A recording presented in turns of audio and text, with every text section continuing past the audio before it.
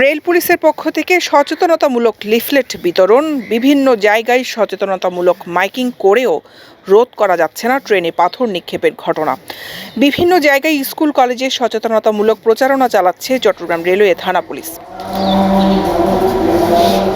কক্সবাজার জেলার চকরিয়া থানাধীন বড়ইতলী ইউপিস্থ রেল লাইনে রেলওয়ে কিলোমিটারের মধ্যবর্তী স্থানে ঈদ স্পেশাল ট্রেনে পাথর নিক্ষেপের ঘটনায় ভিডিও ফুটেজ পর্যালোচনা করে পিয়ার মোহাম্মদ প্রকাশ পিয়ারু ও আব্দুল আল নোমান নামে দুজনকে গ্রেফতার করেছে চট্টগ্রাম রেলওয়ে থানা পুলিশ।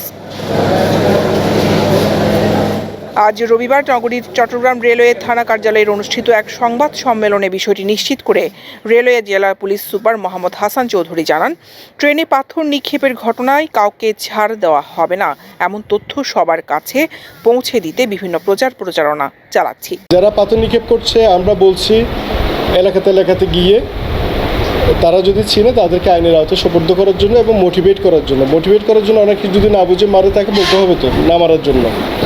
একই সাথে ধর আমাদের আইন শৃঙ্খলা রক্ষাকারী বাহিনীর কাছে সোপর্দ করার জন্য।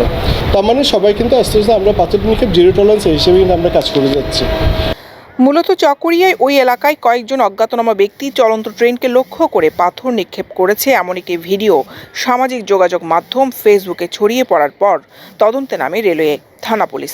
পরবর্তীতে চট্টগ্রাম রেলওয়ে থানা পুলিশ, জনপ্রতিনিধি ও স্থানীয় লোকজনের সহায়তায় ওই দুই আসামিকে গ্রেফতার করা হয়।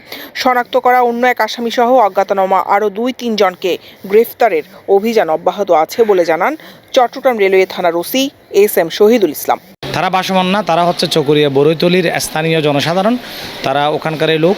ওই দিনের ঘটনায় ওরা নিজেরাই স্বীকার করে, আমাদের অ্যারেস্টের পরে আমরা জিজ্ঞাসাবাদে তারা স্বীকার করে যে ওই দিন তারা ওখানে দাঁড়িয়েছিল এবং ট্রেনে পাথর নিক্ষেপ করে। দৈনিক আজাদী নিউজ ডেস্ক।